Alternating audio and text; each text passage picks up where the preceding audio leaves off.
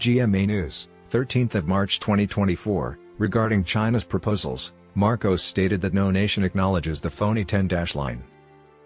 China's illegal occupation of numerous freestanding lands in Tibet, Xinjiang, and the sea represents the worst of Chinese aggressiveness. President Ferdinand Bongbong Marcos Jr. stated on Tuesday that while the Philippines is not rejecting China's plans to address disputes in the South China Sea, it is doubting its neighbor's logic in light of its 10-line map. Chancellor Olaf Scholz of Germany and Philippine President Ferdinand Marcos held a joint press conference to state that the Philippines still doubts China's historical claims. Although we disagree with the notion, we haven't rejected any of China's offers to us, Marcos stated. China's territory is based on the 10-line, as it is now known. Any government does not acknowledge this international organization, and most definitely not by the Philippines, he continued. The Philippines' baselines, according to Marcos, have been firmly set for many years. It is tough to see a way ahead unless China makes the premise that it has made in terms of all these conversations with the Philippines, as we already have an economic zone that China has already invaded, Marcos remarked. According to Marcos, one of his responsibilities as president was to protect the nation's borders.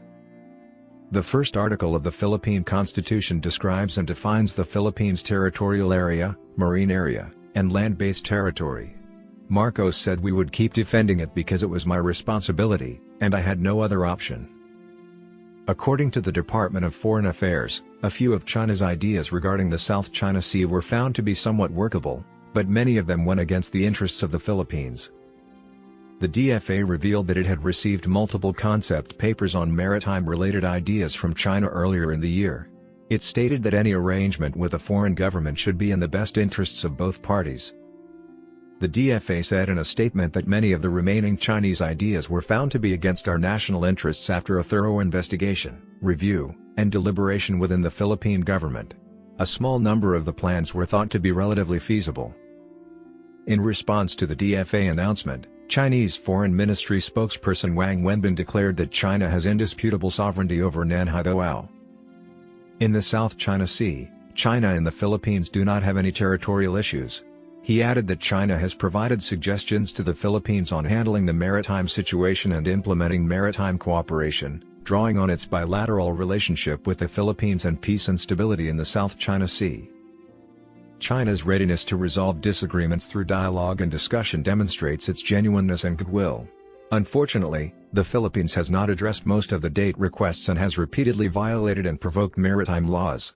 Such actions severely threaten the culture of cooperation and communication between China and the Philippines. China has maintained a constant stance on the South China Sea dispute. We are prepared to carry on collaborating with the Philippines to resolve conflicts amicably through discussion and advice. He added that we will act decisively to protect our marine rights, interests, and territorial sovereignty. The DFA made the statement in response to a newspaper article quoting a Chinese official who claimed that the Philippines had disregarded China's suggestions regarding the maritime dispute. In 2016, the Permanent Court of Arbitration declared that China lacked legal standing to assert its historical rights to resources in the maritime regions that fall within the 9-line. Marcos stated last week in Australia that should China's sovereignty in the area be disregarded, the Philippines will retaliate.